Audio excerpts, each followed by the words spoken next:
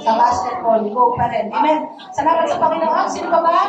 So everyone, of course, Sister Angel from Bukawi. Amen. Pagpapili ng Panginoon, kaibigan ni Sister Christy, kaibigan hanggang noon at hanggang ngayon. Salamat sa ating Panginoon. So welcome na po sa gawain ni Lord. Yan. So welcome ang lahat sa ating pong pag-people na yun. And of course, welcome din po natin ang ating kapatid sa Lord. Bukawi pa din. Si Brother Edison Salcedo, nakasama-sama natin ni Pastor. Nakalimutan na tayo po. Nakalimutan niya na nakapunta na siya pero hindi niya maalala. Pero siguro makita mo, alam mo na.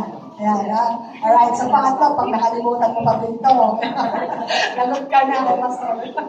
Amen. So, right now, hindi na natin siguro pakakatagalin. Yan po, marami tayong mga kaibigan na invite. At dalangin ko, simula na po ito. Hindi po nagsimula tapos natapos na ron. No? So, our goal is mapalapit po tayong lahat sa Lord. No?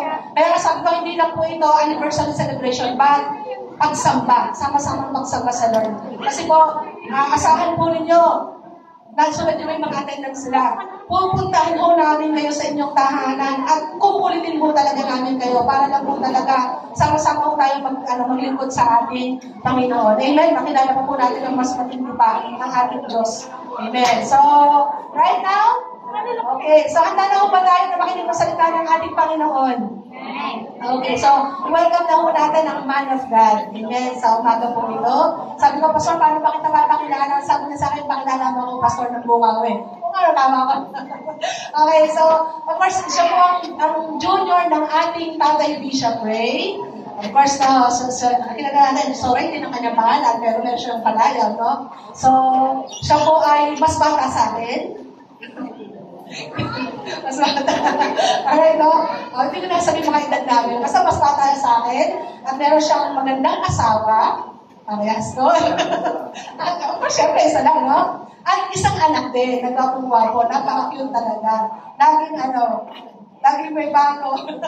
Nakakatawa conversation sila mag-ama. So, of course, ang ating po tagapagsalita, siya po ang Vice Chairman ng BOE, first ng ating gawain, Jesus Christ the Redeemer World Outreach Ministry. Hindi siya pang-ating chairman, of course. Siya po ay bata pa lang, nagsimula. 18 years old, Pastor, tama. 18 po siya muna nagsimula mag-ministry, magpagamit sa Panginoon, paggamit ang kanyang buhay sa gawain ng ating Panginoon. Isipin niyo talagang wala sa edad. Noon po kasi may tao po kasi nag-aanap, baka may pastor ba yan? Baka naman nagutusan lang. Pero hindi po talaga pangbataan, hindi patandaan. Wala sa edad dyan. Ang importante, magpapagamit sa ating Panginoon. Yan, no? So our guest speaker, hindi naman siguro guest na talaga, kapamilya kasi natin talaga siya. No, welcome na po natin sa ating kalagita ng tagapagsalita natin sa umagang ito. Ang lingkod ng Diyos, kapatid natin sa Lord, our beloved, Reverend Pastor Aboy.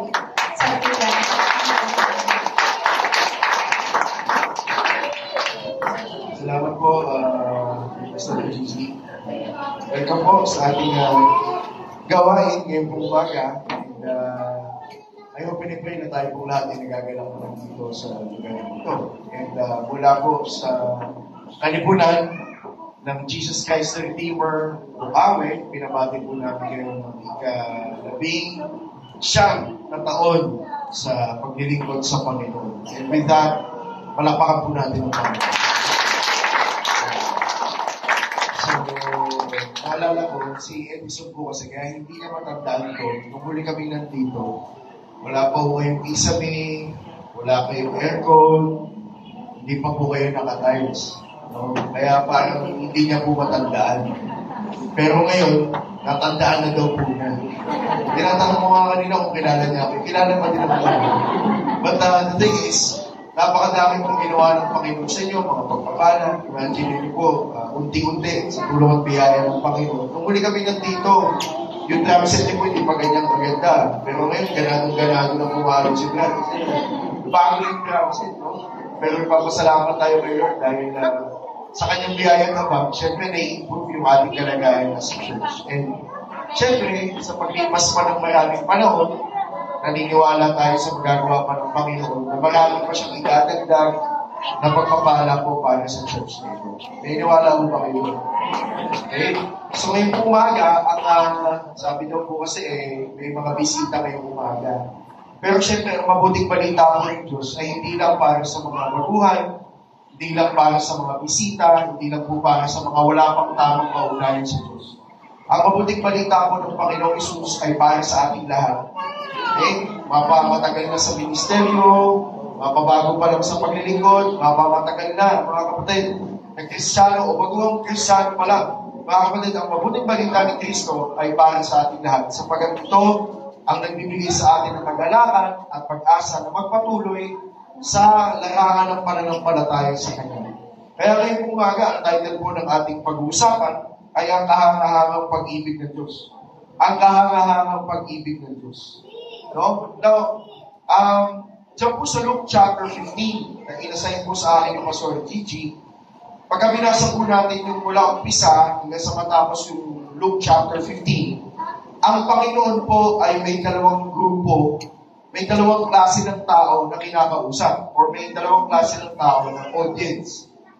Now, pagka ang Panginoon po ay nagbibigay ng talinghaga, or sabihin natin parable, normally, ang susi para maintindihan po natin yung talinghaga at maunawaan natin yung parable na ibinibigay ng Panginoon, ay tignan po natin kung sino yung kanyang kinakausap or sino yung kanyang audience. Kasi for sure, yung pong mga sinasabi ng Panginoon ng talinghaga ay may kinalaman sa kanyang mga kinakausap, sa kanyang mga nakadaupang palad. At yung talinghaga, yung kwento na po ito, sabihin natin, ito pong parable of the prodigal son. Marami pong kwento, maraming, sabihin natin, pelikula, ang nabuo po, galing sa kwento po ng alibugang anak. And marami din po mga tao ang nakaka-relate doon sa alibugang anak. Mamaya po titignan natin, no, ano po yung significance o yung kahalagahan nung kwento or nung storya ng alibugang anak. Pero pagka sinimulan natin yung verse 1 ng chapter 15, makikita po nyo na ang unang talinghaga na ibinigay ng Panginoon is the parable of the lost sheep. Yung talinghaga na nawawalang tupa. Meron daw po na pastol, meron siyang 100 tupa. Nawala yung isa. Ang gagawin ng pastol, isi-secure niya yung 99 at hahanapin yung isa. Now, sabihin natin, bakit hahanapin pa isa? Siguro buti na lang hindi Pilipino yung pastol. Kasi kung Pilipino yung pastol, baka sabihin niya, meron naman akong 99, hayaan natin yung isa. Pero hindi, mga kapatid, meron din tinatawag kasi yan na cultural relevance for them. Sa kanila, mga kapatid, ang mga pastol, pagka 100, kasi naglalakbay sila, pinapakain nila yung mga tupa nila, yung mga alaga nila. Now, kung umalis sila ng village, ano yung village sa Tagalog ba? Kung umalis sila ng lugar nila, ng pamayanan nila, na 100 yung daladagan nilang tupa, ina-expect sila na pagbalik nila, 100 pa din yun. Now, kapag ang pastol bumalik na may kulang na 1 o 2 o ilang tupa mula sa kanyang kawan, mga kapatid, yung kanyang reputasyon bilang pastol ang nakasalalay.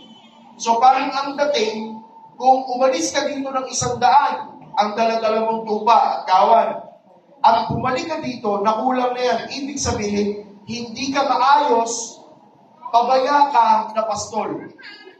Okay? Tapos, ano po ang binigay ng Panginoon na pangalawang talinghaga?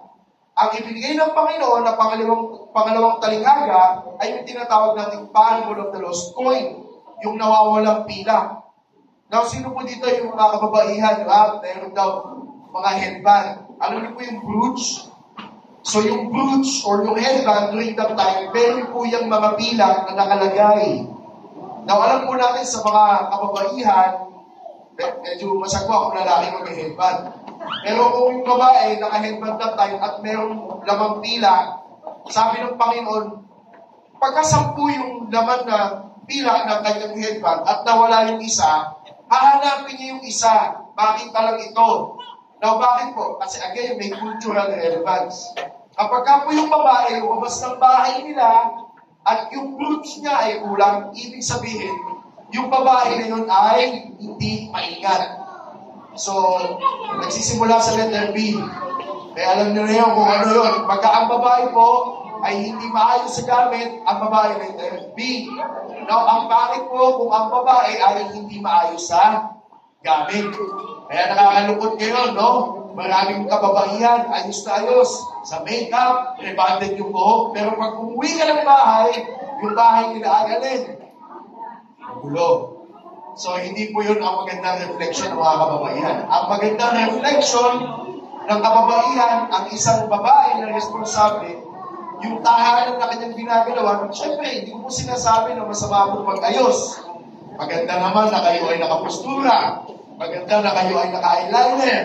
Maganda po na kayo ay, somehow presentable.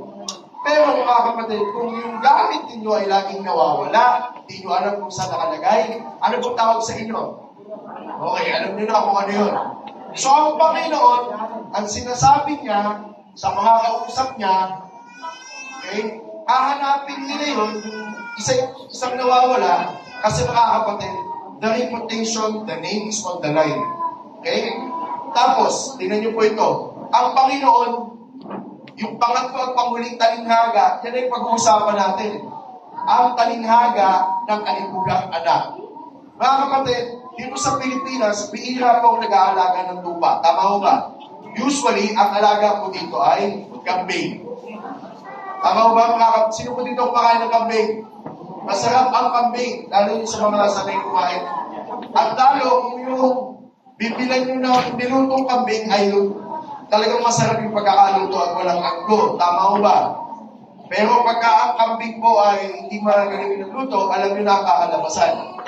Pero mga kapatid, yung kambing, nabibili hindi.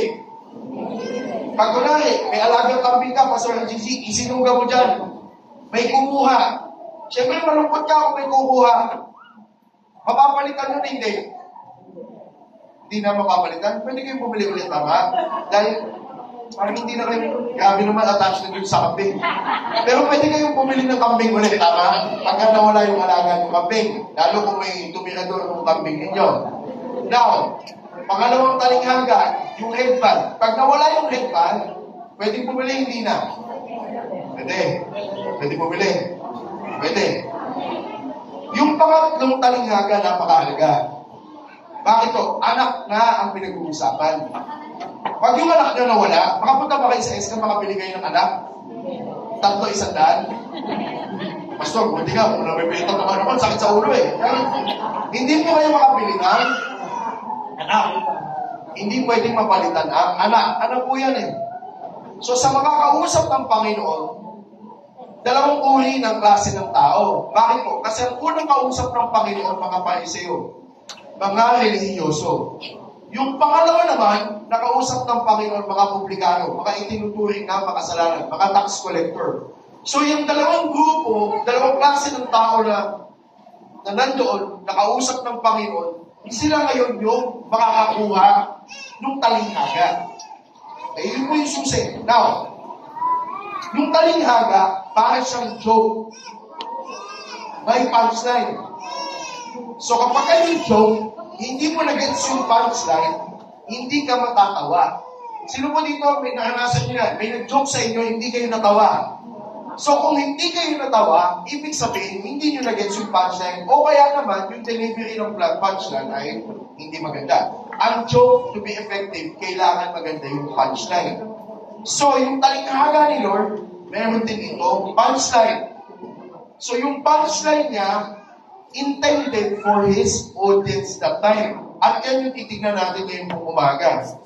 Di ba? So tingnan natin sa verse 11.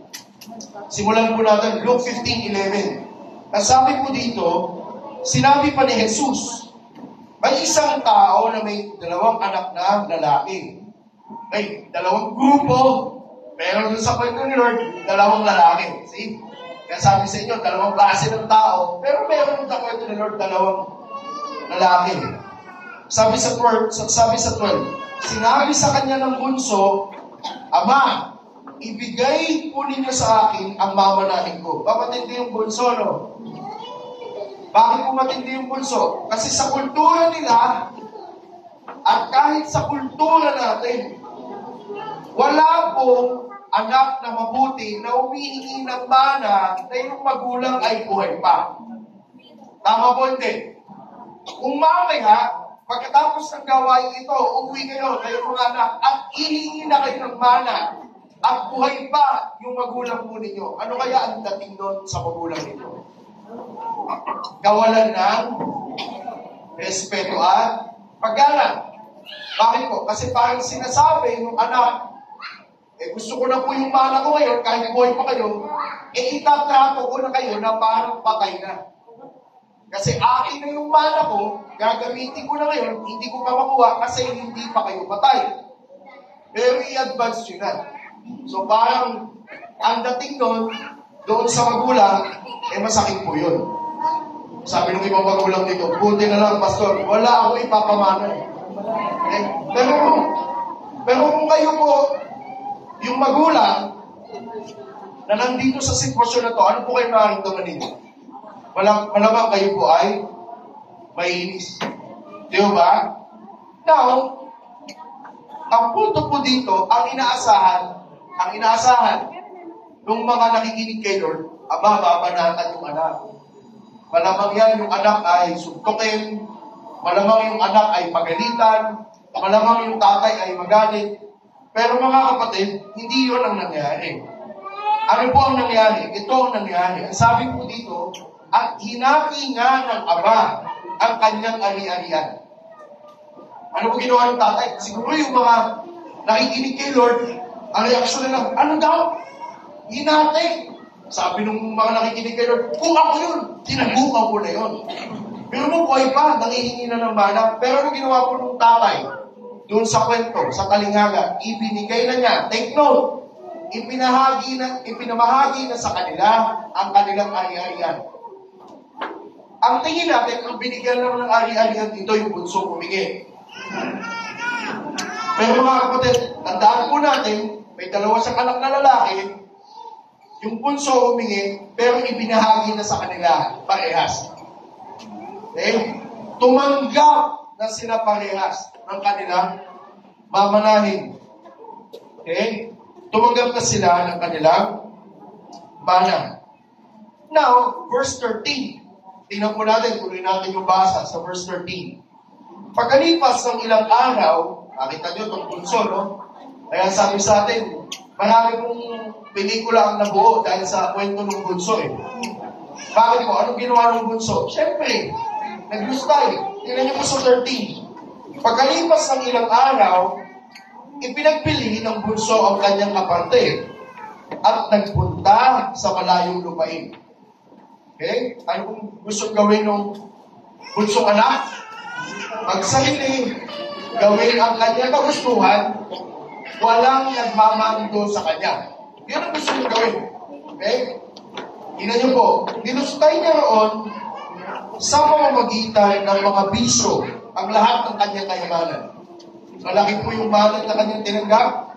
Pero nung tanggap na niya yung mana, ano po ginawa niya? Dinustay niya sa maling pamumuhay.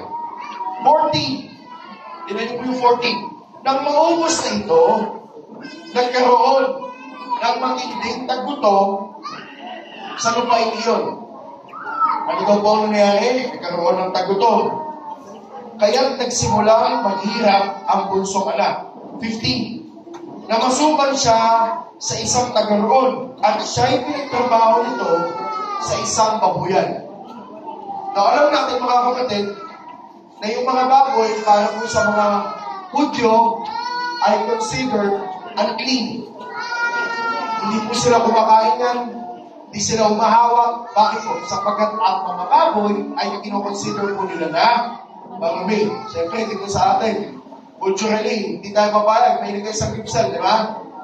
Pero sa kanila, napakababa na ng estado ng bunsong anak. Bakit? Nalustay niya lahat at ang pinasok niyang trabaho ay isang trabaho na hindi inaasahan para sa kanilang kultura. So, pakinggan niyo po ito sa mga nakikinig that time. Yung dalawang klase ng tao. Ano sinasabi siguro sinasabi ng mga Pariseo, buti nga sa kanya. Tama? Buti lang sa kanya yun. Tama lang sa kanya yun. Na maghirap siya, magdusa siya, tama lang na danasin niya yun para tumatak sa isip niya yung ginawa niya. O, di ba? Tapos, sa verse 16, tingnan niyo po gano'ng matindi yung pinagdadaanan nitong bunso ka na. Sa tindi ng kanyang gutom, at dahil wala namang nagbibigay sa kanya ng pagkain, halos kainin na niya ang mga pinagbalatan ng bungang kahoy na pinapakain sa baboy. Bakit kung mas matindi pa yung lagay niya kaysa sa baboy? Kasi ang kinain ng baboy yung bunga. Ang kinain niya yung pinagbalatan. Tingnan niyo naman kung gaano katindi ang karanasan niya. Ano pong gusto niya nang gawin? Gusto niya nang tirahin yung kinakain ng baboy. So, sobrang hirap ng kanyang kinasadlakan. Tingnan niyo po yung verse 17. Siyempre, pagka nagugutom ang tao, bumabait. Tama? Sabi sa verse 17, ngunit, nang mag-isip-isip niya ang kanyang ginawa, at nasabi niya sa sarili, labis-labis ang pagkain ng mga alila. Sabi niya, yung mga alila sa amin, kumakain ng maigi. Yung mga alila, alipin ng aking ama, kumakain ng mainam. Samantalang ako'y namamatay dito sa gutom. Verse 18. Ano po sabi nung bunso ka na? Babalik ako. Hindi. Siguro yung nakikinig kayo, babalik ka? Ang hindi talaga ng mukha. Saan ko ako kumuha ng kakapalan? Siguro yung mga nakikinig, tama mo ba? Babalik pa nga. Lumayas na, naglustay pa, babalik pa. Sige, iloy na ka bumabalik, babalik ka rin. Pero yung mga kagaya mo, hindi dapat bumabalik. Pero mga kapatid, again, tuloy natin yung basa. Sabi balik practice pa, may monologue. At sabi niya, Ama, nagkasala po ako sa Diyos at sa inyo. Pero bakit niya ba ginagawa yan? Gutom eh. Hindi niya naisip bumalik sa tatay niya nung nasa kanya mayumanan. Saka lang niya naisip na bumalik sa tatay niya nung naubos ang lahat. Di ba makasahil pa rin? Tsaka mo lang naisip na may tinatangkili ka mula sa iyong ama nung mahirap na ang lahat. Tama o ba? Pero wala eh. Kanino nga naman siya lalapit? Sa baboy? Kanino siya lalapit? Wala. Wala na siyang pupuntahan. Tama o ba? Tinanong ka, wala na siyang pupuntahan. Kailangan niya talagang lulukin ang katotohanan na wala na siyang patutunguhan kundi pabalik sa ama. Mga kapatid, lahat ng tao walang patutunguhan kundi ang Diyos din. Ang tanong, kailan ka babalik? Kailan ka magsasabi, wala akong magagawa, panahon na para bumalik? Hindi ka pa bumabalik kasi ang tingin mo, kaya mo pang pangunahan ang iyong sarili.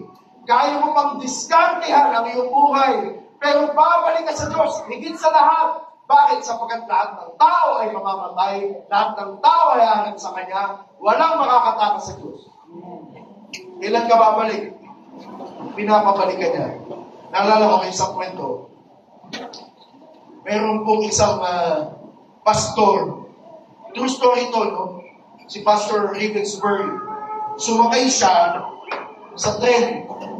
Napansin ng pastor na may isang lalaki doon in his 30s, early 30s, na yung lalaki ay laging tingin ng tingin sa bintana, hindi mapakala yung lalaki.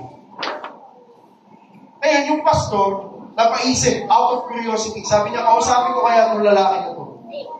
Ang sabi nung pastor, lumapit siya dun sa lalaki. Sabi niya, Amang, ano bang nangyayari sa'yo? Bakit ka ba parang balisa? At bakit ka ba Sabi natin, tingin ng tingin sa bintana ng tren. Okay? Ang sabi po nung lalaki, hindi po ako mapakali, pastor, kasi malapit nang dumaan yung tren sa amin. Ang problema ko po, pastor, lumayas po ako sa aming bahay. Kasi nagtalo kami, nag-away kaming mag-ama. Matindi po yung pag-aaway namin. At ang sabi ng tatay ko, lumayas ka na dito, huwag ka nang magpapakita ulit. Matindi. Ang sabi ng anak, o hindi sige, lalayas na ako at hindi na ako magpapakita ulit. Umalis yung anak, ang nangyari, mga kapatid, yung anak ay napariwara. Napariwara. Okay? Nasira yung buhay. Napasama sa ibang mga tao at siya ay nakulong. Now, sa loob ng kulungan,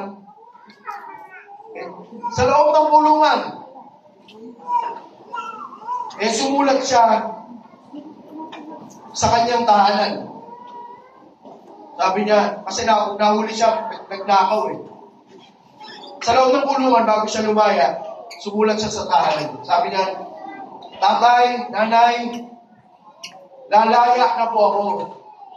Wala na po ako pupuntahan.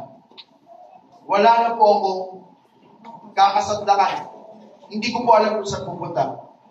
Pero kung kayo po ay may habag sa akin, kung kayo po ay sa puwang ng inyong puso ay itinuturing pa din ninyo akong anak.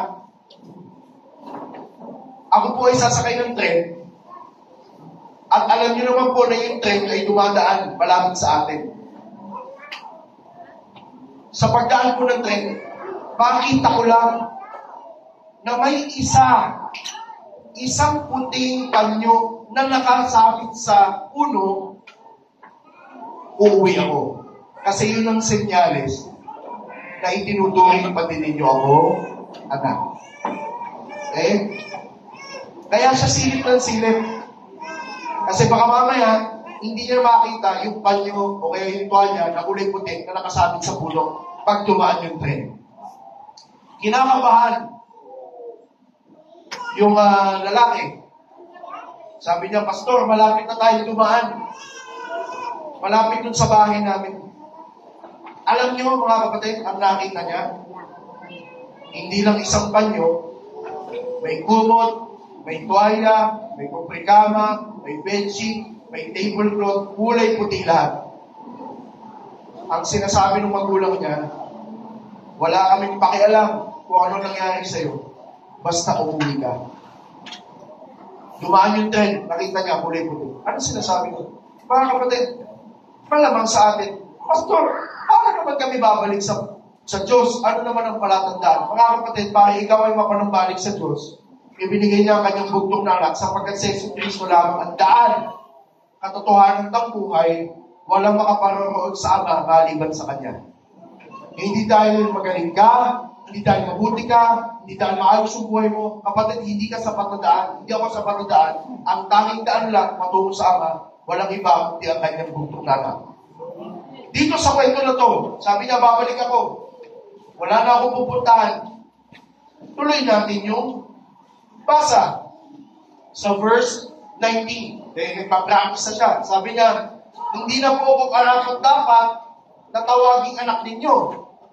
Ibilang na lamang po ninyo ako na isa sa inyong mga alila. Now, ito pong alila, medyo mahinang term yan eh. Kasi sa original Greek, makikita niyo dyan, na ang sinasabi niya hindi alila. Ang sinasabi niya dyan, hired servant. Upahang alila, upahang alipin. Na ano po sinasabi ng upahang alipin? Ang sinasabi niya dito, doon sa tatay niya, babalik po ako dyan, huwag niyo na akong tatuhin, anak, upahan na lang po ninyo ako. Ano ibig sabihin nun? Kunwari, siya ay, taga-ayos ng taga-kumpuni. On-call lang siya. Ang sinasabi niya, yung kung tatanggapin kong pagkain, yung tatanggapin kong tirahan, babayaran ko naman eh. Huwag mo kayong mag-alala, upahan nyo lang ako. So ano nasa isip dito, no? Bunsong anak, Kaya ko naman pong magbayad sa inyo. Sa mga atraso ko, babayaran ko naman. Huwag mo kayong mag-alala. Matindi. Ganun na nga ginawa, gusto pong magbayad. No? Kala mo naman talaga makakabayad. Tama ko ba? Makakabayad ba siya? Sa ginawa niyong kahihiyan? Pero dahil nga wala nang makain, yun na lang yung paraan niya to what? To save his space. And then 20. At siya'y nagpa siya umuwi. Nag-decide na siya umuwi. Malayo pa, ay natanaw na siya. Natanaw na? Malayo pa. Nagana ko yun Malayo pa. At dahil sa matinding awa, ano ginawa ng ama? Tumakbo para sa pakin. Yung po ba ginawa? Siguro kung tayo yun, tatakbo, pastor, pupuntaling mo lang ng isa bago bumalik sa bahay. Paisa lang, pastor, yung makating utos. Bago papasukin dito yan, kailangan maintindihan niya, mamatindi, no? Pero sabi dito, patakbo siyang sinulubong, niyakap, at inalikan. Mga kapatid, again, kultura. Bakit? Kasi yung mga bata, nakita nyo ngayong umaga, tumatakbo. Tumatakbo. Sa kultura nila, ang tumatakbo lang mga kababaihan at mga bata. Pero ang mga tatay, ikaw ang lumapit sa akin, hindi ako ang lalapit sa iyo. Kasi ako ang tatay dito. Kahit naman mga Pilipino, di ba? Ako ba nagkasala diyan? May puto na ako. Ako ba ang nagkamali diyan? Siya ang lumapit. Bakit ako ang lalapit? Pero sa kwento na ito, yung mga tao, ang ine-expect nila, sasapatin, itatakwin, sasaktan. Pero hindi nila inaasahan yung punchline. Yan yung punchline eh. Kasi imbis na saktan, imbis na pagbayarin yung anak, imbis na gawan ang hindi maganda yung anak, ano po ginawa ng tatay? Inalikan, naawa, nahabag, niyakap.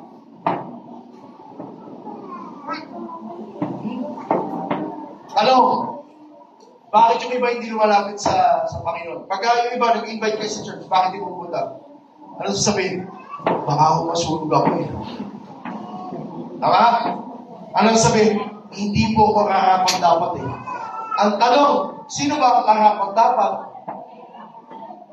Kung hihintayin mo na maging karapat dapat ka bago ka lumapit sa Diyos, mga kapatid, hindi ka nalalapit sa Kanya kasi walang panahon na ikaw ay magiging karapat dapat. Ito mga kapatid, lumapit. Ano ginawa ng ama? Inayos. Inayos siya. Binigyan ng panibagong buhay, pagkakataon. Tingnan nyo, syempre, hindi pa tapos yung anak. Sabi sa 21, sinabi ng anak, Ama, nagkasala po ako sa Diyos at sa inyo. Hindi na po karapat dapat natawaging anak ninyo. Na kung kayo po yun, ano sasabihin mo? Alam ko. Oo naman. Ikaw pa ba? Siguro kung tayo yun, sabihin natin, kilala naman kita. Ganyan ka talaga. Tama? Pero hindi. Ano sabi sa 22? Ngunit, wala nang salita. Ngunit tinawag ng ama ang kanyang mga alila. Dali, kunin ninyo ang pinakamagandang damit at bihisan ninyo ang iniibisan niyo siya. Suotan niyo siya ng singsing at sandalya. Ano po ginawa doon sa bunsong anak? I-restore. Inayos. Bakit? Simple lang ang nangyari. Bumalik eh. Hindi siya pinagbayad. Ngayon mag-ano na naman, di ba? Pamahal na araw na naman. Marami na naman papapinitensya. May ganun bang ginawa? Pwede ka, kagawa mo rin, magdusa ka muna. Bumalik, inayos yung buhay niya. The father restored yung buhay ng kanyang anak. Ano ba tinanggap ng anak? Grace. Bakit? Hindi siya karapat-dapat tumanggap nun dahil sa kanyang mga ginawa. Pero tinanggap pa din niya yung biyaya mula sa kanyang ama. Bakit? Mahabagin yung ama. Hindi dahil mabuti yung anak, pero dahil mabuti yung ama. Hindi dahil yung anak ay anak lang niya. Hindi. Dahil yung ama ay puno ng kahabagang loob. So, sabi sa inyo, yung audience ni Lord that time ay wow! Di ba? Tapos sabi sa verse 23, tingnan ninyo, atayin ninyo ang pinatabang guya at tayo kumain at magdiwang. Matindi. Bakit daw po magdidiwang? Sapagkat bumalik yung kanyang anak. May alin po? May dahilan to celebrate. May dahilan to rejoice. Alam niyo po ba, tingin yung pastor? Ngayon po nga umaga. Masabi po ng salita ng Panginoon, may isang makasalanan lang na manumbalik sa Diyos. Buong sangkalangitan ay nagsasaya. Buong sangkalangitan ay nagbubunyi. Akala ba natin ang buong sangkalangitan ay nagbubunyi dahil masasaya lang tayo dito sa lupa? Ang buong sangkalangitan ay nagbubunyi nung ikaw ay naligtas bilang anak ng Diyos. Sapagkat nahayag ang kalwalatian ng Diyos, nahayag ang kanyang habagat biyaya sa iyong buhay, nung ikaw ay kanyang iniligtas. So dito may pagsasaya. Sa kabila ng ganun yung ginawa ng anak, bakit? Anong balik? Pero, papasok tayo doon sa pangalawang alibugan. Ang akala lang natin kasi yung alibugan yung bunso. Again, may dalawang audience si Lord. Yung una, mga publikano, mga tax collectors, kinoconsider na mga makasalanan. Yung pangalawang grupo naman ay yung mga religious people. Religious group. Ito na siya. Ito naman yung panganay. Nakakatandang kapatid. Tingnan nyo sa verse 24. Sapagkat ang anak kong ito ay namatay na, ngunit siya ay nabuhay. Sabi ng mama, nawala, ngunit muling natagpuan. At sila ay nagdiwang. Saya-saya nila. Pero tanong, lahat ba masaya? Okay? Nung kumakanta sila dyan, ang lahat ay magsasaya. Mga kapatid, mayroon hindi masaya. Bakit? Sabi sa 25, ito, nasa bukid doon, ang anak na panganay. Ito na yung pangalawang grupo. Okay? Nung umuwi siya, at malapit na sa bahay, narinig niya ang tugtugan ng sarap. Ano meron sa bahay? Hindi ata ako, di ba? Hindi ko alam na. Hindi ako nasabihan na may party. Hindi ako nasabihan na may happening.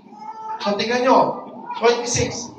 Tinawag niya ang utusan at tinanong, bakit? Anong meron sa atin? Ano nangyayari dyan? 27. Dumating po ang inyong kapatid. Yay! Sagot ng alila. Tapos matindi pa yung alila. Ipinapatay ng inyong ama ang pinatabang guya. Dahil ang inyong kapatid ay nakabalik ng buhay at walang sakit. Ano sinasabi ng alila? Ba? Tuntua po yung tatay ninyo sa galak niya, sa pagbabalik ng kapatid ninyo, yung alagang pinatabang buya ay pinapatay pa dahil sa kapatid nyo. Ang saya-saya mo sa bahay. 28, tingnan nyo. Anong ginawa ng panganay? Anong ginawa ng panganay? Nakisaya ba? Ano sabi niya? Yay! Yung kapatid ko, umuwi na! Yay! Yung kapatid ko, andyan na! Yay! Natagpuan yung kapatid ko. Ano? Hindi yun ang kanyang reaksyon. Ang kanyang reaksyon, nagalit. Ayaw pumasok. Ano sinasabi niya? Hindi ako makikiisa sa selebrasyon na yan. Kasi yang naglustay na yan, yang nag-aksaya na yan, yang naglustay na yan, hindi karapat-dapat sa pamamahay na to. Ang karapat-dapat lang ay ako. Ako lang. So kung dapat si tatay ay magsasaya, dapat siyang maging masaya sa mga taong kagaya ko lang. Pero yung bunsong kapatid na yan, dapat yan pinalayas na lang, pinalimutan. Binabayaan at binaliwala. Kinawawawawawa. Alam niyo ba yun? Siyempre, hindi na alam ng mga bata yun. Pero, tingnan nyo, ay pumasok. Pero hindi ginawa ng tatay. Pinunta. Pagka nagbabasa tayo ng Bible, minsan nilalampasan natin ito eh. Ano naman significance yung pinuntahan? May kakaligahan yan mga kapatid. Kasi ang akala natin sa kwento, ang inabangan lang, ang pinuntahan lang, ang inuportan lang, yung bunso. Hindi. Pati yung panganay pinuntahan. Bakit? Alam din yun eh. Pinuntahan at pinakiusapan. Dino, 29. Ngunit sumagot siya. Sa English, maganda yung render niya eh. Kasi ang sabi niya sa tatay niya, Look, hindi niya tinawag na Father. Sinabi niya, tingnan mo nga ako. Mama, hindi. Akala mo natin yung bunso anak lang ang may issue. Pati yung pangalan na anak. Bakit o? Kasi in our sense, magkapatid talaga sila. Bakit? Yung pangalan at bunso, parehas lang. Tingnan nyo ha, babasahin ko. Pinaglingkuran ko kayo sa loob ng maraming taon. Kailanmay, hindi ko kayo sinuwan. Mamatindi. Tuusan na. Siyempre, isumbatan na. Ilang taon po ako nandito, pinaglingkuran ko kayo. Lahat, parang sinasabi ko, lahat ng pinapagawa nyo sa akin, sinunod ko. Ngunit, kaya na, minsan, hindi nyo binigyan ng kahit na isang maliit na kamping. Okay? Para magkasayahan kami ng aking mga kaibigan. Ano sinasabi ng kwentong ito? Yung panganay at yung bunso, mahal lang nila yung tatay nila dahil sa kayang ibigay ng tatay nila. Hindi talaga nila mahal yung tatay nila dahil tatay nila yun. Naunawaan niyo po? Mga kapatid, ano ba ang gusto mo? Ano ba ang gusto natin lahat? Di ba ang pinaka-gusto natin lahat? Mahalin tayo. Hindi dahil may maibibigay tayo, pero mahalin tayo kung sino talaga tayo. One of our greatest fears, sabi ni Tim Keller, is to be known and not loved. Isn't that true? Sa totoo lang, ayaw mo talagang makilala ng iba for who you are. Bakit to? Kasi natatakot ka na baka hindi ka na nila mahalin at tanggapin. Okay? So, ang mga tao, normally, tayo, dahil dala ng ating pagiging makasalanan sa harap ng Diyos, mahal natin ang Diyos dahil lang sa pagpapala, hindi dahil talaga sa kung sino siya. Nakuha niyo po yun? Paano natin sabi? Grabe ka naman, pastor. No, real talk lang. Sino po dito matagal na kayo yung Christian? Taas ang kamay. Tagal na kayo. Pag sinabi ko mo matagal, lampas 10 taon. Sige, lampas 10 taon. Bumaba ang kamay. Sino po dito, matagal na kayong Christian, pero nagkaroon kayo ng problema. Mataas kamay. Ang problema kayo. O baba. Ang problema. Pagka tayo, bilang mga Christian, matagal na tayo mananampalataya, ha? Tapos nagkakaproblema tayo, ano muna natin tanong kayo? Lord, lahat naman ako. Dami ng mga iba dyan. Tama? Sa San Miguel, ako ang kauna-una sa attendance eh. Sa San Miguel, yung kisam hindi naman mapatapos ako, kundi dahil sa akin eh. Dyan sa San Miguel, ako tumutugtog ng gitara, nagpapaiyak, nagpapatawa ng gitara doon. Kung hindi naman dahil sa akin see? Minsan lumalabas sa akin, bakit po sa akin nangyari yun? Ang dami namang masama dyan. Naunawaan niyo po minsan yung aking kalagayan? Na ang tingin natin, hindi tayo karapat-dapat tumanggap na kahit ano na pagsubok, kasi ang tingin natin, naglilingkod tayo kay Lord, nagpapatuloy tayo kay Lord. So in short, yung paglilingkod pala natin, hindi para sa kagulatian ng Diyos, yung paglilingkod natin ay para sa sarili. Di ba reflection din yun ng panganay na anak? Sabi niya, matagal ako sumusunod sa inyo, ni isang kambing, hindi niyo ako pinamatay. So, yun lang pala ang hinahanap niya eh. Ipagpatay siya ng tatay niya ng kambing. So nakita niyo yung sukatan niya ng pag-ibig niya ng tatay niya para sa kanya? Kambing lang pala. Diba? Kambing lang pala. Oh. Sa atin, Lord, kung mahal niyo ako, Lord, ba't hindi pa siya dumadating? Lord, kung mahal niyo po ako, bakit hindi pa nangyayari yung gusto ko? Lord, kung mahal niyo ako, bakit hindi pa po ako gumagaling? Lord, kung mahal niyo ako, bakit hindi pa po ako napopromote? Marami tayong sukatan ng pag-ibig ng Panginoon sa atin na hindi tama. Minsan, ang sukatan natin ng pag-ibig ng Diyos sa atin, puro material na bagay lang. Totoo hindi. Lord, kaya di ba iba sa inyo, umate ng reunion, lalo yung mga senior? Lalo pagka reunion pagkakamustahan minsan nailang pinagkakamustahan ikukumpara mo yung buhay mo sa buhay ng iba. Pagka tinanong, kamusta na mo kayo? Eto, mga kapatid, may bahay na maganda, pamilyang maayos. Yeah. Tapos nakapagpunta na din kami ng Yeah. Tapos tatanungin ka, ito naman. Ano sasagot ko? Ito, ganda lang. Diba? Tapos ang magiging impact sa'yo, Lord, yung mga yun, hindi naman mananampalataya. Ako mananampalataya. Ba't di umaangat yung buhay ko? Mahal mo ba talaga kami? Naunawaan niyo po, yung mga samulalat natin na ganyan, yung mga pangungusap natin na ganyan, para ding pangungusap ng panganay na anak patungo sa kanya ama. Tuloy natin yung basa sa 30. Ano sinasabi nga? Subalit, nang dumating ang anak ninyong ito na lumustay ng inyong kayamanan. Saan daw? Sa masasamang babae. Ano sinasabi nung panganay? Ako nga nandito lang naglilingkod, wala akong nakilala kahit isa. Nagsakripisyo. Kambing lang Sabi niya, itong anak ninyo, kung sino-sino kasama, tapos pinagpatayin nyo palang pinataban mo yan. Parang sinasabi niya dun sa tatay, dapat siya patayin, hindi yung pinatabang kuya. Itakoy mo siya. Yun ang sinasabi no? Panganay. 31. Sumagot ang ama. Anak, lagi kitang kapili. Alam niyo kung gano'ng kahalaga yung lagi kitang kapili? Basahin nga natin yan, para hindi kayo antukin. Okay, 1, 2, 3, go.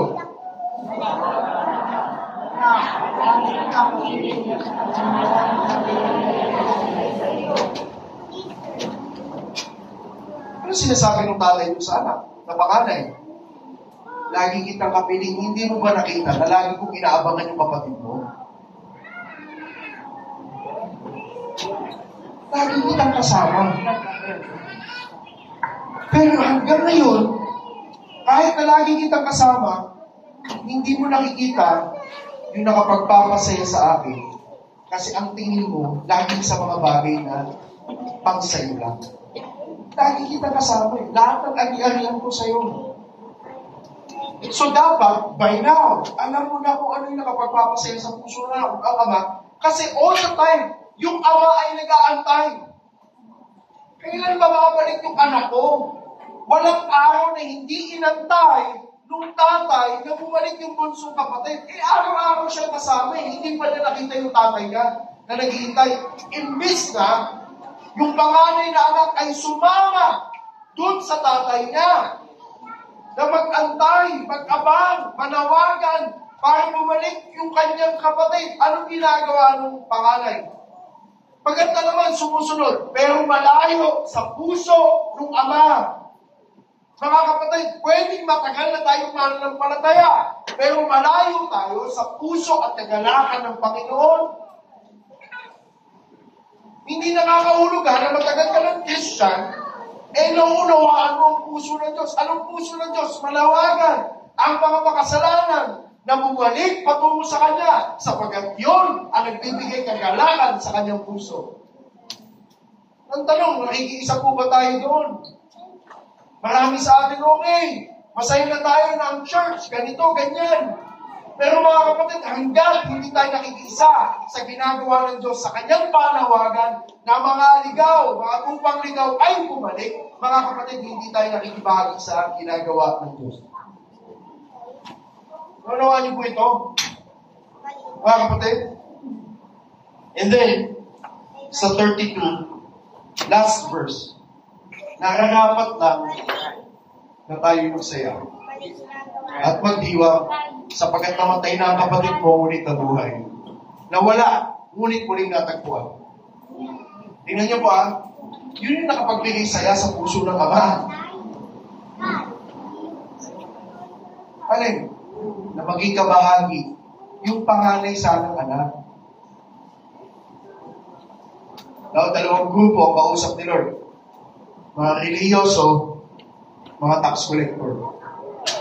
Parehas na nire-represent ng dalawang anak. Okay? Now, pero, sino pa ang nagkikwento dito? Sino ang nagkikwento ng talinaya? Sino? Kasi ang sinasabi niya, dun sa mga panganay, at dun sa mga bunso, pwede kayong umuwi. Bakit? Sinasabi niya dun sa mga bunso, ano yung unang point natin? Bunso, panganay ko lang. Okay?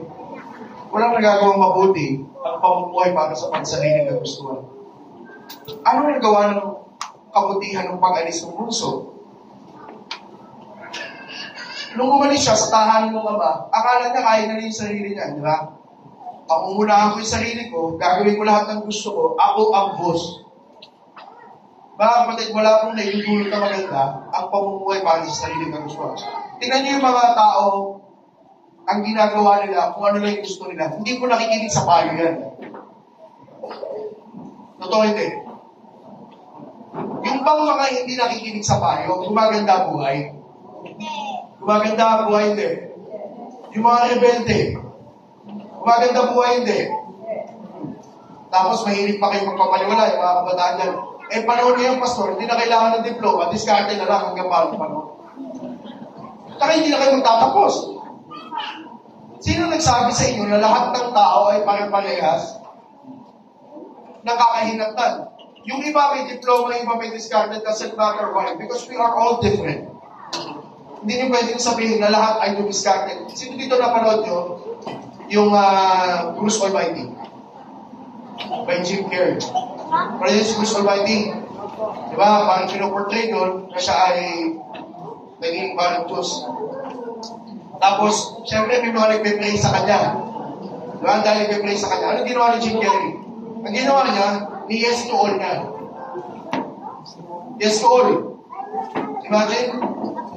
So, lahat ng panalangin, tinugon niya ng yes. Tanong lang, kung lahat ng panalangin natin, sasagutin ng Diyos ng oo, sa tingin nyo, magiging maayos ang lagay natin. May mga panalangin ka nga Naiisip mo ngayon, dapat pala, hindi na lang pinaintulutan. Totoo hindi.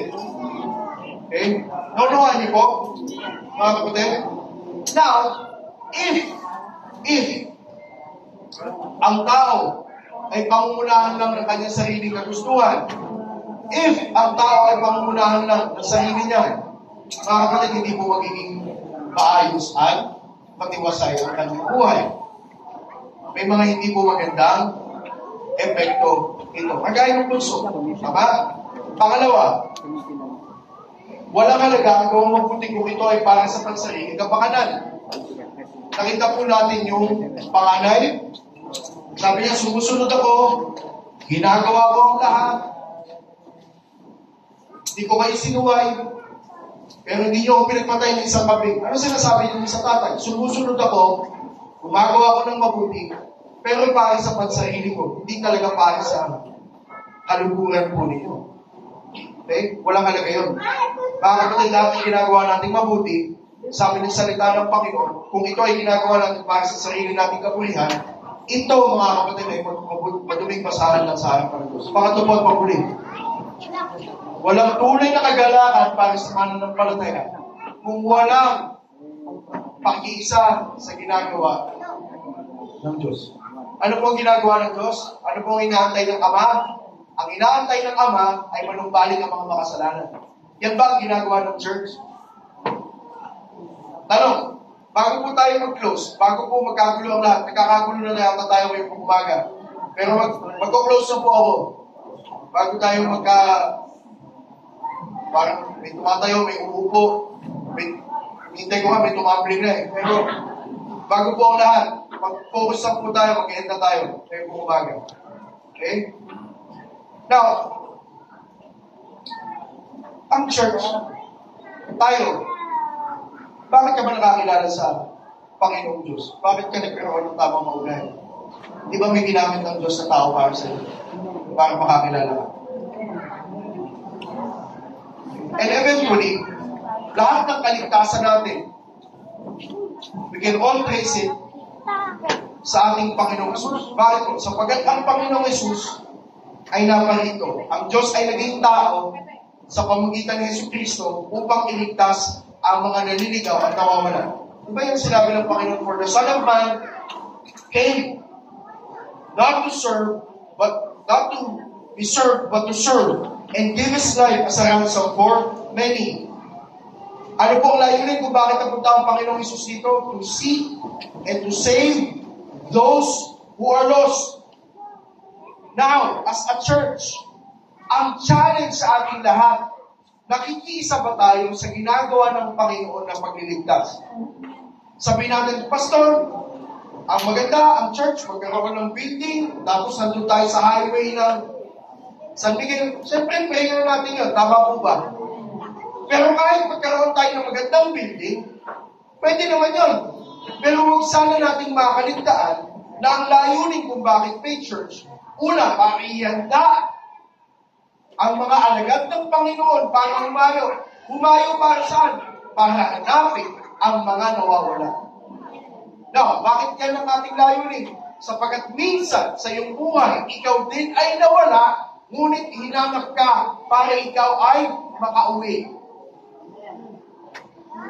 Ang sinasabi ng Panginoon sa mga Pariseyo, malapit naman pala kayo sa Diyos eh. Ang sinasabi ng Panginoon sa mga relihiyoso, malapit naman pala kayo sa Diyos. Alam niyo naman pala yung kagustuhan niya.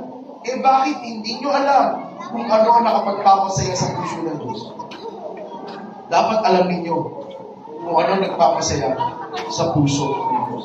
Ngayong umaga, mga kapatid, sa inyong anibersaryo, ito ang talata na ating pinag-aralan, pinag-bulay-bulayan. Alam po ba natin na nakapagpapasaya sa kanyang puso? At hindi lang yun, tayo ba ay nagiging kaisa sa mga bagay na ginagawa ng Diyos? Ang challenge ko sa ating lahat ay maging kaisa sa ginagawa ng Diyos. And as we close this morning, yun yung kalimutan anak ko uwi na. Ayan. Ang tawag dyan, halipod kang iyak. Okay. Anyhow, tayo po ay, sa atin po pagtatapos, gusto ko po ulit magbahagi ng isang kwento. Isang storya. Marahil narinig nyo na po itong storya na to, but I want you to be, sabihin natin, focus as we close. Nandiyan po ba tayong lahat? Kailangan na po nandyan sa amen. Siyempre, tawagin mo si Jonathan bago lumabas. Bakit ka lalabas? Tumugtog ka dito. Kasi mag-close na tayo. Ganito ba sa church yung pagka mag-close? Yung mga musisa lumalabas. Dito tayo. Tutugtog tayo. Okay? Meron daw po isang anghel, pangalan Jonathan. Meron daw po isang anghel, nag-iisip ng ireregalo kay Lord. Sabi niya, ang hirap naman regaluhan ni Lord. Kung kayo ang mag-regalo kay Lord, ano kaya bibigay ninyo? Pero wala tayong bibigay. Bakit? Nasa kanya na lahat eh. Tandaan niyo, wala kay Daniel Patiniabla. Okay? Na kay Lord lang ang lahat. Tama mo ba? Kaya parang ang hirap mag-regalo. Bakit ang hirap mag-regalo? May ahina ng kalangitan, ng lupa, ng lahat. Regaluhan mo. Sabi ng anghel, Ano kaya ang makapagpapasaya sa puso ng Panginoon? Sabi niya, alam ko na, pupunta ako sa mundo. Maghahanap ako ng mga diamante at ginto. Baka yun ang magpapasaya sa puso ng Panginoon. Eh, siyempre, lumibot siya, Raymond, at naghanap ng ginto at diamante. Dami niyang dala. Dami niyang dala. Tinanong niya kay Lord. Sabi niya, Panginoon, wala po akong maiisip na maibigay sa inyo para makapagpasaya sa inyo. Ito po, ang diamante at ginto. Sabi sa kanya ng Panginoon, Anghel, hindi mo ba alam na sa langit, ang ginto at diamante ay nilalakaran lang? Hindi yan nakapagpapasaya sa akin. Nalungkot yung Anghel, sabi niya, ano pa ba ang pwede kong maibigay kay Lord na makapagpapasaya sa kanya?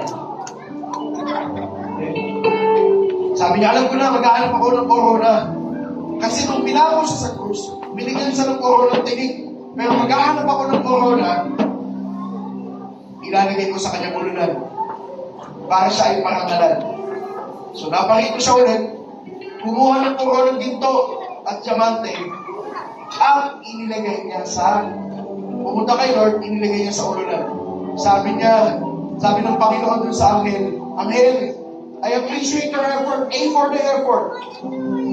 Pero yung parangalan ng mga tao, kulang para sa parangal na para sa akin. Kasi korona ng tao, kahit anong korona ng tao, mga kapatid, walang maitutumba sa karangalan na para sa Panginoon. Amin ba? Nalungkot yung amin. Sabi niya, ano ang gagawin ko? Wala na akong isip na regalo. Sabi niya, alam ko na, pupunta ako ng Amerika. At pagkatapos nun, maghahanap ako doon. So, nagpunta siya ng New York.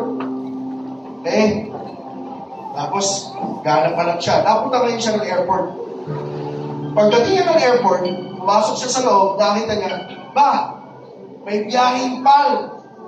Philippine Airlines, sabi niya, hindi pa ako nakakapunta ng Pilipinas, pupunta ako ng Pilipinas, direct flight from JFK, New York, hanggang Maynila. Sumakay siya ng aeroplano. Bumiyahe yung aeroplano mula New York, papunta ng Maynila. Okay? Pagdating niya sa Maynila, sa Terminal 2, nakita niya may biyahe. MacArthur, Malanday. Sumakay.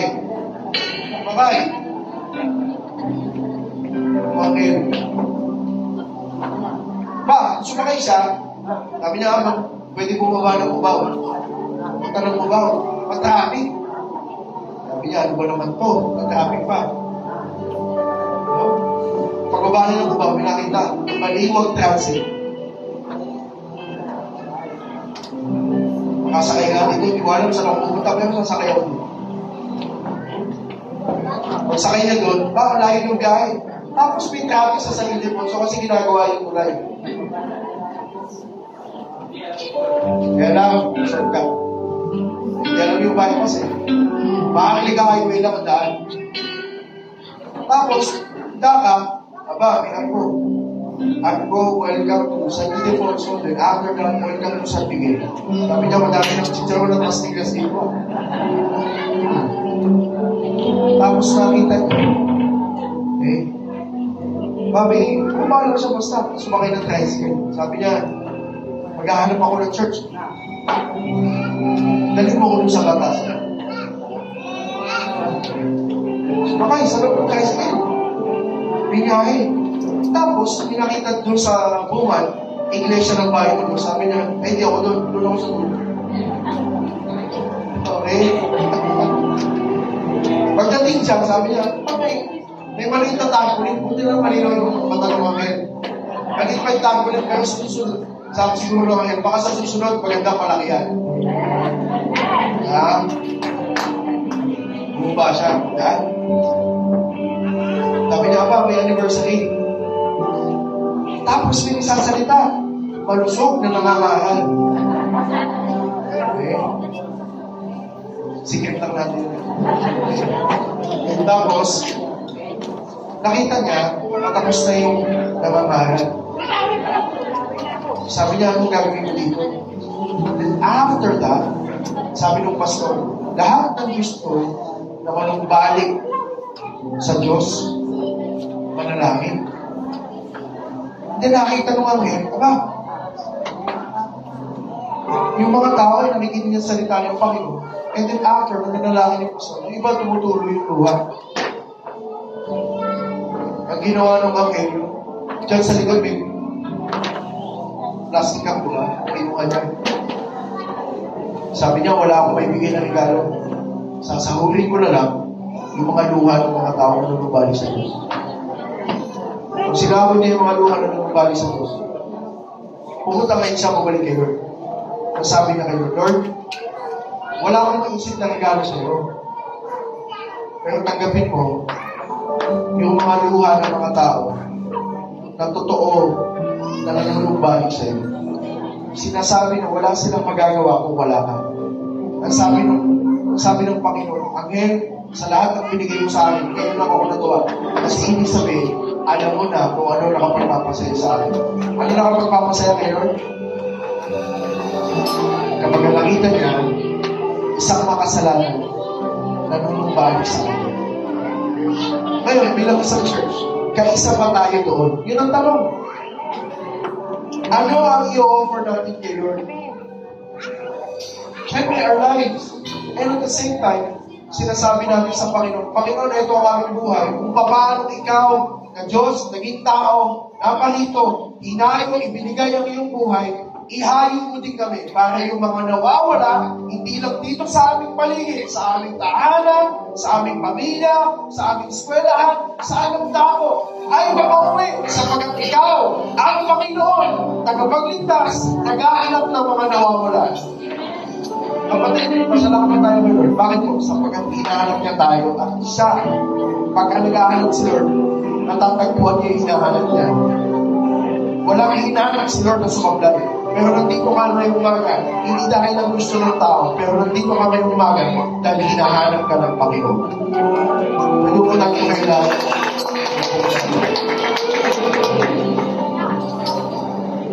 Kung tayo lahat ay nakalimutan ang bigit. I'm gonna pray for you. Pwede mo natin taas sa ating mga kamay sa ating Panginoon. Panginoon, hindi ko po kilala ang lahat ng tao dito. Pero hindi po yun ang pinakamahalaga. Ang pinakamahalaga, Panginoon, kami ay kilala mo. At ngayong umaga, Panginoon, hindi po aksidente na kami lahat ay nandito. Inadya mo ng oras na ito, ang pagkakataon ito ay mangyari. Dahil may dakila kang layunin sa buhay ng bawat isa. At hindi lang yun, Panginoon, ang panawagan ng kalangitan, ang panawagan ng Ama, ay ang pagkamabuting balita ay naipahayag. Ang panawagan ng kalangitan, manumbalik kayo sapagkat si Jesus ay inialay para sa inyong katubusan, sa inyong kaligtasan, ibinigay ang kanyang buhay upang ikaw at ako ay hindi na mapahamak, kundi magkaroon ng buhay na walang hanggan. Ngayon, kapatid, walang matutulog na mabuti kung ikaw ay malayo sa Diyos. Ang problema mo, ang Diyos ang aayos. Ang buhay mo, ang Diyos ang pagliligtas. Ngayon, handa ka bang manumbalik sa Kanya? Bumalik ka sa Diyos sapagkat wala ka ding pupuntahan, wala tayong pauwian, kundi ang Diyos din. Kaya ngayon na ikaw ay may pagkakataon, manumbalik ka sa Kanya. At yung umaga, kung ikaw nais mo manumbalik sa Diyos, sinaan niya, alit ang lumapit dito sa harapan. We're gonna pray together. If the Lord is calling you to be home, mga kapatid, right now, I'm calling you up front. We're gonna pray together. Sige po mga kapatid, let's make it quick. Gawin natin ang mabilis. Kung sinasabi mo, Pastor, I want to go back to God, the Lord. Right now is the time, kapatid. Let's open our lives to the Lord. Walang makakakatang tinatawag ka ng Panginoon Diyos. Mahal ka ng Panginoon. Mahal ka ng Diyos, kapatid. At ang patuloy ng pag pag-ibig niya sa iyo ay ang pagbibigay niya ng kanyang buntong na anak upang ikaw ay maligtas. Hallelujah! Give you all the praise. Salamat po ng mga pagkakuha natin pumili ng Panginoon. Itaas natin na ating mga kamay sa Kanya. Tandaan na natin pagsuko sa Kanya. Kapatid, walang kasalanan na hindi tayo patawarin ng Panginoon. Walang nakaraan na hindi tayo patawarin ng Panginoon. Walang buhay na hindi tayo ayusin ng Panginoon. Kaya nang ayusin ng Panginoon. Ang tanong, malulungbanin ka ba? Hallelujah, Jesus. Lord, I pray for these people. Panginoon, ngayon kong umaga, sa mga nagkakit mo dito at kumako, marami ang nasisip nila, Panginoon, mahal mo ba talaga kami? Are you really concerned about us? Pero salamat, Panginoon, sapagkat hindi pa nahuli ang lahat. At ngayong umaga ay nangusap ka sa buhay ng bawat isa. Sinasabi mo sa buhay ng bawat isa, sa aming naritan, na ang patunay ng inyong pag-ibig ay si Jesus na inialay para sa amin. Sa mga sandaling, Panginoon, na kami ay nabibigat ang lumahan at itis kami sa tabi-isip namin, Panginoon, nagawa ko to. Panginoon, marami po akong kasalanan. Pero sinasabi mo sa amin, Panginoon, walang kasalanan na hindi tayo patawarin sapagkat ibinigay ko ang iyong buhay upang kayo ay mapalupalo sa iyo. Pagpalain ko po ang aking mga kapatid. At dalangin ko, pakilala ka nila bilang lalo pang tagapagligtas at Panginoon ng kanilang mga buhay. And as we lift up our hands this morning, can we sing this song? Hallelujah! We sing hallelujah!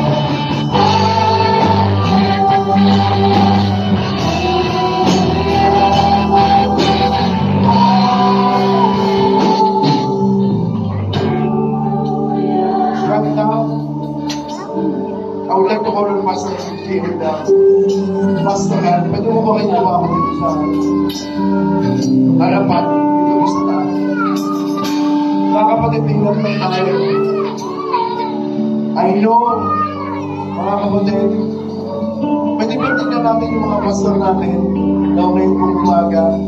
Alam niyo ba maraming mga pagkakataon sa church, lalo na mga pastor po ninyo, ang gusto lang namin talaga higit sa lahat, lalo pa tayong mapalapit sa Diyos. Wala kaming ibang nais, mga kapatid ko. Ang buhay natin, hindi lang umasenso, hindi lang umunlad, hindi lang umayos, pero ang nais po ng inyong mga lingkod ay yung buhay natin ay mapalapit pa lalo sa Diyos. Yan ang naisin, mga kapatid, ni Pastoran, ni Pastor G. And this morning, pwede mo ba natin itoon yung ating mga kamay sa kanila? Patuloy silang biyayaan ng Panginoon na mapagandbiyan. Mga kapatid, walang araw na hindi nila kayo pinipipili. Walang araw na hindi kayo nalaman ng kanilang panalangin. Walang araw na hindi nila ipinapadama ang pag-ibig nila para sa inyo. At ang dalangin ko sa church na ito, maramdaman nila din lalo yung patuloy niyong pagmamahal. Panalangin po natin sila. Panginoon, salamat po sapagkat may mga lingkod ka sa church na ito na hindi nalaga.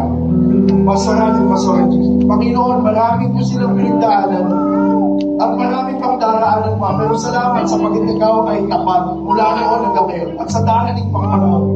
Kaya ang dalangin ko, Panginoon, lalo mo pang gamitin ang kanilang buhay para po pagpalain ng church na ito sapagkat regalo mo sila sa church na ito. At ang dalangin ko, ang kanilang mga pinaglilingkuran, maging regalo din para sa kanila. Maging mapuno ang kanilang puso, nakagalakan, kasinasigan sa Panginoon, sapagkat may mga lalaking babae na nakahandang sumuporta sa kanila. Salamat po, Diyos. At ang dalangin ko, marami pang mga tao ang mapagpala sa buhay nila at marami pang mga tao ang makakilala sa iyo sa pamamagitan ng kanilang buhay. Salamat po, Diyos. And this morning, I would like to also invite all of us. Siguro yung mga nandito, pwede po mula ni Batiin ang bawat isa ng happy anniversary. Pero bago yun, mulahin niyo po muna Batiin yung mga pastor nyo. Sabihin nyo, Pastor, Pastora, happy anniversary. Mahal po namin kayo sa Panginoon. Sige po mga kapatid. Happy anniversary.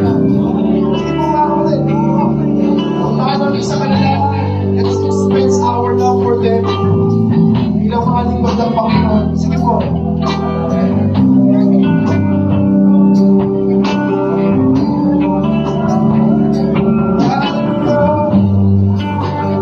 Dati.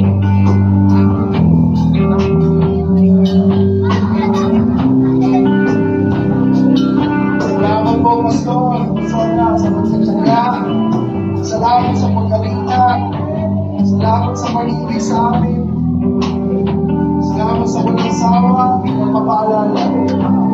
Salamat po, Pastor. Patuloy po kayo pagpalain ng Panginoon. Kaya kami kamayan, sugin ng Panginoon.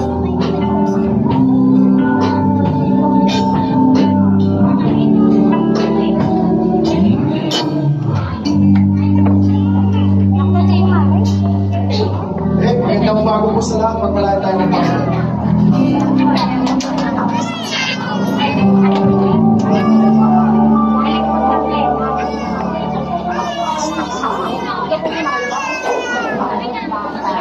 Nakikita sa pag-ate. Nakikita sa pag-ate.